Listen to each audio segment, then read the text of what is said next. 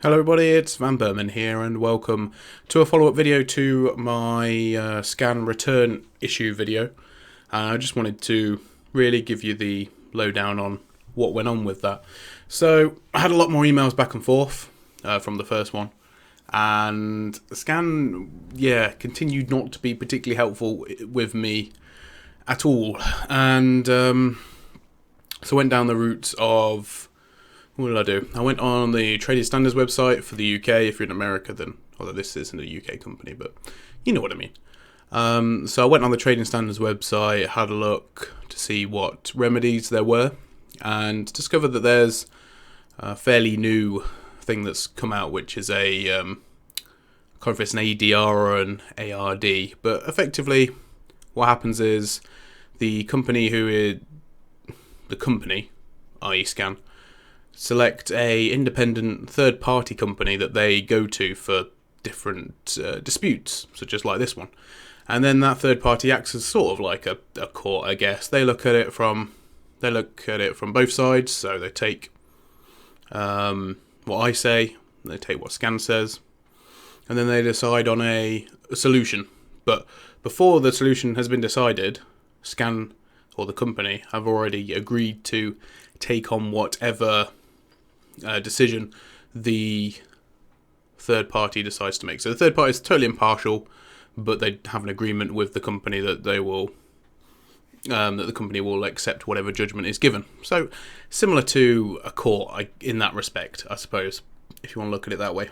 And so I read a lot of the legislation on that, sent that to them, and because the government and the European Union, well, it's come from a European Union directive, and then the UK has put it into UK law. I can't remember, it was last year, 2015, I think it was, and it's sort of like not a requirement, but it's like, well, you should really be doing this, because the idea of it is to try and give people more remedies, and it's like virtually free. Well, it is free to the consumer. So in that way, obviously, it's a lot easier, because if you go through the courts, which I'll get onto a little bit later, then that does cost the person making the claim. So it seems a bit, obscure, unfair. There's a barrier to justice, as you have to pay for the court costs. So anyway, they didn't have one of them, and the reason that I asked them and wanted to get it resolved is because obviously I don't want to go to court. I don't think anyone particularly does, and to get stuff resolved. And in the end, they said that they don't use one, so that's fine. But if you know anything about law, you'll know that you have to take all the reasonable steps possible before you push it further. So that, because that sort of thing can come against you. So if I just took them to court and I hadn't given them reasonable chance to resolve it, I hadn't sort of asked them about the ADR or ARD, I can't remember which one it is. Alternative dispute resolution. Must be ARD. But anyway, that's by the by. So I also wrote them a negative review on Trustpilot as well, because obviously that's, if you go on Scan's website and you go on their customer service, that's one of the things that they hold up quite highly. Their 9 point something rating on Trustpilot. Is it? Or 4? I don't know. It's out of 5 stars, so I'm not sure. Anyway, I gave him a 1-star review and just said how I felt about it all. Nothing, nothing outrageous. Just stated the facts and just stated that I wasn't happy, quite frankly. And during this time, which was, I think it was last weekend, I actually submitted a claim for monies to the court as well. The same day, I think I actually submitted that negative review. So that, if you do it online in the UK, will cost you £25, depending on, well, I don't know, it does depend on how much money you're claiming for, but mine was 140, and then I think if it's below 200 or 300, I think it comes into that bracket. And the costs do vary depending on how much you're claiming for. So I sent that off, obviously got all the details, put my case forward, and on Monday they sent me an email saying, well, they sent me an email because of the negative review I left on Trustpilot, actually. And they came back and said, look, we could offer you £85 refund. They actually called me as well, but I was at work, so I couldn't answer it.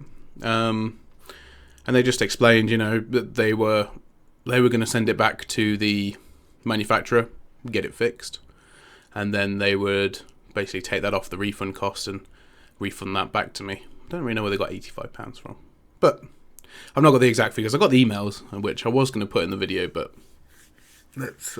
I've got the evidence there if people want to see it. So I replied saying, the thing I actually replied saying was that I found it quite interesting. I can't remember the exact words I used, but I found it quite interesting that since I've put forward a negative review on Trustpilot and submitted a claim to the courts, that you are now actually discussing a refund, whereas before, a refund was totally off the table. It wasn't even an option. We can go into the nitty-gritty about whether the product was damaged or not, if people want to, because I had that on the previous video, and like I say, me personally haven't done any damage to the board myself, so I'm not sure how that has occurred. I'm not saying it's them, not saying it's the manufacturer, not saying it's delivery either way, or delivery 3 ways, I suppose. Four deliveries. I don't know. But without a doubt, it clearly wasn't fair. And anyway, after that email, I got an email saying, yeah, we're going to pay you the full £165, whatever it is, that you've requested from the courts. So that's actually in my account now. I'm waiting until after the weekend, probably about Tuesday, make sure the funds are cleared, and then I'll be closing down the case through the government portal. But it just strikes me as ludicrous that they would let it get that far, and then when it does get that far, just fold straight away. Like, they were so held in their convictions that I couldn't get a refund for it at all. But as soon as they get the court request, will pay up straight away. And it's actually cost them more than what it would have been otherwise. If I'd have got a refund, it would have been £140, scrap the pence, whatever it is. But because when the request is made, they have to incur the court fees as well, which is the £25, which I've already paid out. So the cost to me is my time and effort, and, well, not money in this case, but money is included because I have paid out an extra £25 to submit the case. But yeah, I got all that back. So it's all sorted now. But yeah, I guess, people going forward, if you definitely feel like, a company is being unfair with you, ask them about the alternative dispute resolution. If they have one of them, if they have a third party. Not had any experience with them myself, obviously. And then, if not, and you're not hurting for the money, or you feel a sense of injustice, then go for it. Submit the claim to the small claims court, and see if they want to go through it. See who blinks first, effectively. I was more than happy to argue it. Obviously, no one wants to go to court at all, but if that's what it took, then I would have gone for it. I mean, I wasn't hurting for the money, and I just felt a bit let down by a company that I've been using for 5-6 years. More than that now, is it? Anyway, I'm blabbering. But I hope you enjoyed the video, guys, and that's the resolution to the scan issue. Ubisoft haven't got back to me about the problem I had with them at all. I'm not ringing them up again after being on hold for an hour. So, this is what it is. Anyway, thanks for watching, and I'll see you all very soon. Goodbye.